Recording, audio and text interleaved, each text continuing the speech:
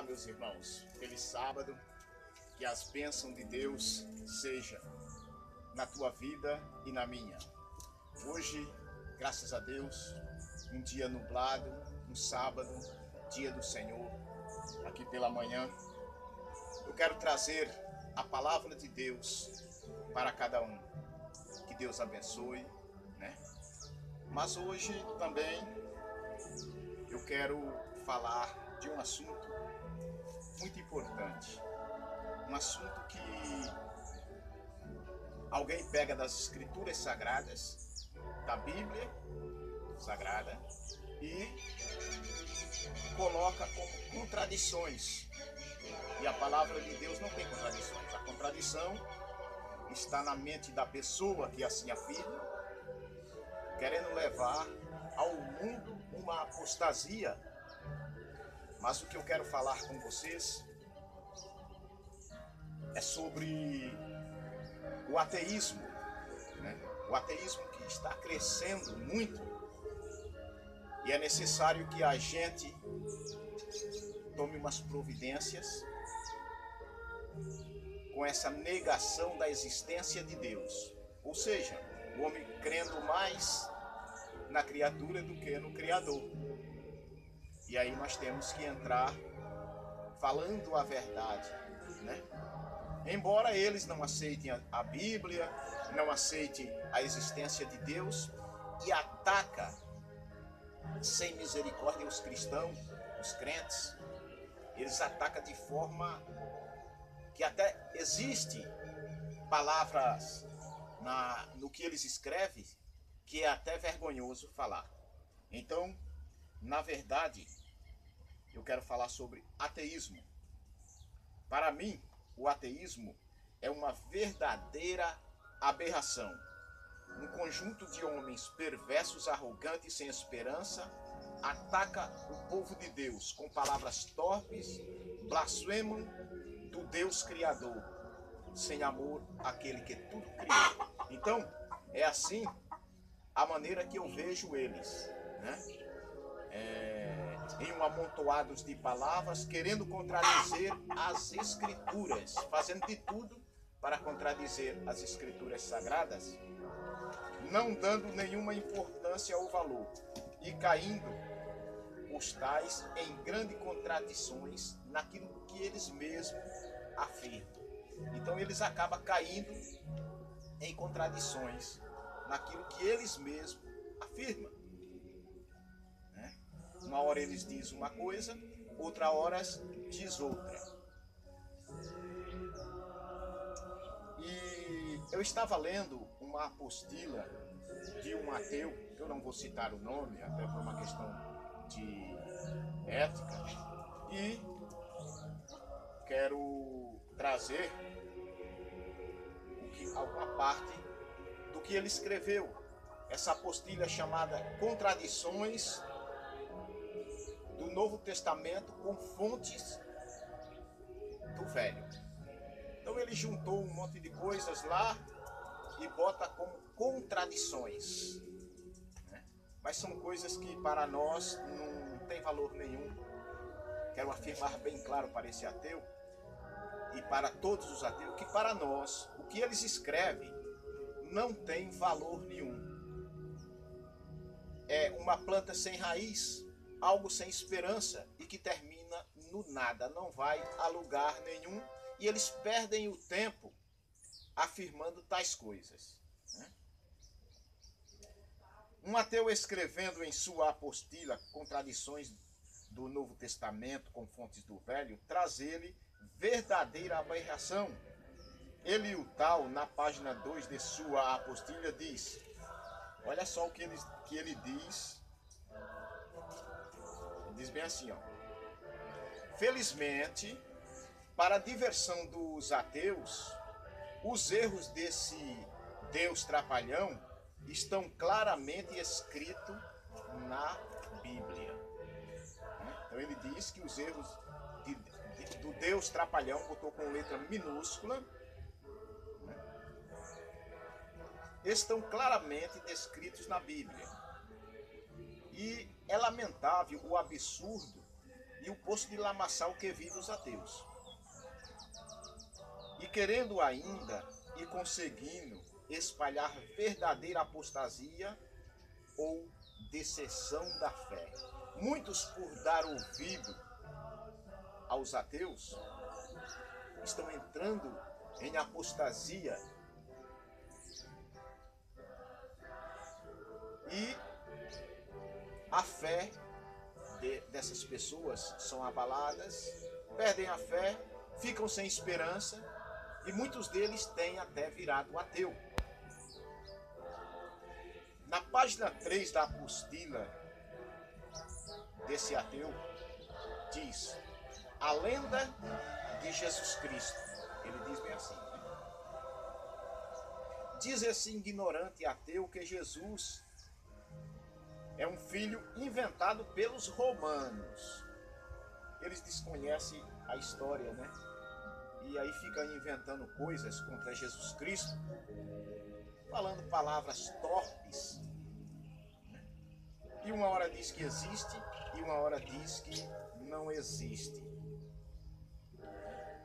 Hoje até a própria ciência e a arqueologia provam que Jesus Cristo não é lenda dos romanos.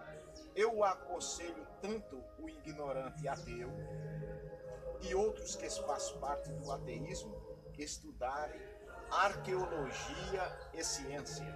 Seria muito melhor se assim eles fizessem, em vez de estar crendo naquilo que sua própria mente deseja crer, naquilo que eles desejam, né? Pois seus escritos contêm contradições no que ele mesmo afirma. Página 3, veja: há um Jesus do livro que o povo adora, mas que nunca existiu de forma real, e que foi criado e planejado para ser o estandarte do cristianismo. Esta representação espiritual, material de Deus é simplesmente um motivo e objeto de adoração imaginária apresentando características similares ao resto dos deuses homens que os humanos têm adorado desde tempos imemoriais. Ele coloca Jesus na situação dos deuses, desde os tempos imemoriáveis, desde os tempos atrás, né? Ele coloca na mesma situação, assim como se fosse uma coisa somente da mente, né? Criada, né? Pela mente humana. Eu quero dizer que antes dos romanos, antes de qualquer Deus criado na mente do homem, Jesus Cristo já existia e estava no seio do Pai. E Jesus Cristo, estando ali com Deus, veio a este mundo para salvar a humanidade. Antes dele ter vindo, ele já existia nos céus. Então, é falta de conhecimento e de pessoas que simplesmente querem crer naquilo que eles querem. Não dão ouvido ao que as Escrituras falam. Veja a afirmação da existência agora dita por ele. Mesmo depois de dizer que nunca existiu, na página 3, aí ele diz assim, ó: este Jesus existe e é motivo de adoração e oração do povo crente. Agora se contradiz de novo, nega a existência de Jesus na página 3. Só está na mente de seus fiéis seguidores. Ele, esse ateu, se contradiz no que ele mesmo escreve. Então ele diz que só está na mente. Em uma passagem ele diz que este Jesus existe. E aqui ainda, na página 13, ele demonstra estar confuso. Veja: mas o Jesus real, físico, que nasceu de uma virgem, fez milagre, ressuscitou dentre os mortos e subiu em corpo ao céu, tudo isso de forma literal, é o que carece de evidências razoáveis da pouca possibilidade de sua existência.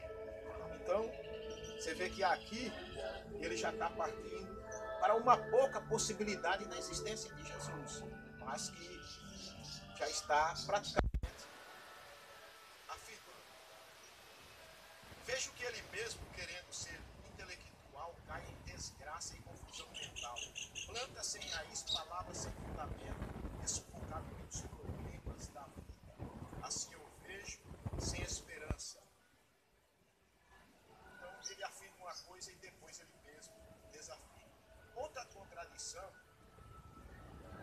a falta de conhecimento, na página 7 ele diz: Pedro, o chefe dos discípulos e a pedra sobre a qual ele constituiu a igreja. A citação na Bíblia desta passagem não se refere a Pedro, mas ao próprio Jesus. Jesus é que era a pedra. Jesus falou para Pedro: Pedro, sobre esta pedra edificarei a minha igreja. Não era sobre Pedro, sobre você edificarei a minha igreja. Vejamos Mateus 16, pois também eu te digo que tu és Pedro, e sobre esta pedra edificarei a minha igreja, e as portas do inferno não prevalecerão contra ela. Jesus estava falando para Pedro de si mesmo, o próprio Jesus, que Jesus era a pedra. Ele muda o sentido, afirmando ser Pedro a pedra. A igreja só pode ser edificada em Cristo Jesus e não em Pedro, que era um homem mortal e não tinha imortalidade nele. Mas Jesus sim. Jesus, como homem, morreu, mas como Deus, ele era imortal. Ele estava no Pai, filho do Pai, filho de Deus. A Bíblia diz que Jesus é a pedra. Vejamos Mateus 21, 42. Diz-lhe Jesus: nunca leste nas Escrituras a pedra que os edificadores rejeitaram? Essa foi posta por cabeça do ângulo, pelo Senhor foi feito. Isto é maravilhoso aos nossos olhos. Também em Salmo 118, 22, Marcos 12, 10, Lucas 20, 17. Você lendo lá, você vai ver que a pedra era Cristo. O próprio Pedro fala desta pedra em 1 Pedro 2, 7. Diz assim: e assim para vós os que credes é preciosa, mas para os rebeldes a pedra que os edificadores reprovaram, essa foi a principal, tá vendo? Pedra de esquina. Essa foi a principal pedra de esquina. Pedro agora se refere à pedra Jesus Cristo. Cristo é a pedra e a igreja está edificada, e não Pedro. Como contraditoriamente afirma o ateu. E se Cristo Jesus não existisse, como ele afirma e depois desafia, e mostra, está confuso. Mas que ele afirme, ou que ele não afirme, as palavras deles, fora do que as Escrituras diz, é só uma aberração. Não devemos se alimentar disso, mas devemos estudar para contradizer dentro das Escrituras o que ele fala. Como poderia colocar Pedro como a pedra que a igreja estaria edificada sobre ele? Não tinha como. Pedro era um homem mortal. Jesus Cristo, apesar de ter morrido, foi ressuscitado ao terceiro dia. Pedro até hoje nunca ressuscitou. Uma confusão mental e diabólica. Veja mais uma das muitas que ele tem por contradição. Mateus 13, 2, Mateus 2, capítulo 13 e 15. Vamos ver Mateus 2, capítulo 13 e 15. Vamos ver o que diz aqui Mateus, viu?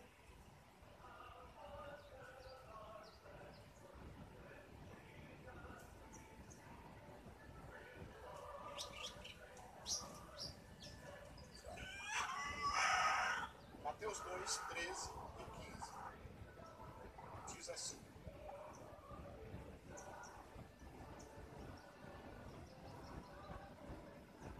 desculpa aqui, eu abri para Mateus 2,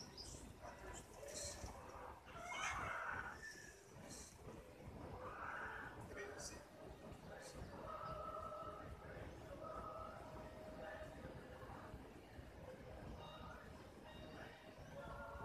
sendo por divina advertência, prevenidos em sonho para não voltarem à presença de Herodes, regressaram por outro caminho à sua terra.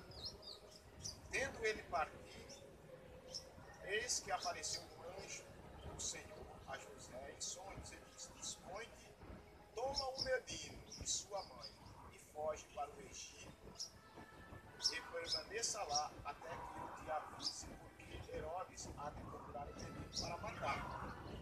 Agora vamos ver Lucas 2, 24. Lucas 2, 21 e 24.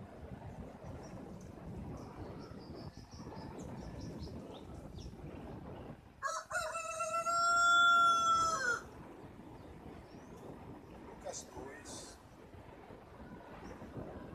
21 e 24. Diz assim: completados 8 dias para ser circuncidado o menino, deram-lhe o nome de Jesus, como ele chamaram o anjo antes de ser concebido. Agora o 24. E para oferecer um sacrifício segundo o que está escrito na lei. Então, esses versos aqui, um mostra Jesus fugindo para o Egito, que Herodes queria matar, e o outro mostra que ele está em Jerusalém. Os 8 dias, completados os 8 dias que ele tinha circuncidado, ele estava em Jerusalém. A pergunta é: Jesus foi para o Egito ou foi para Jerusalém?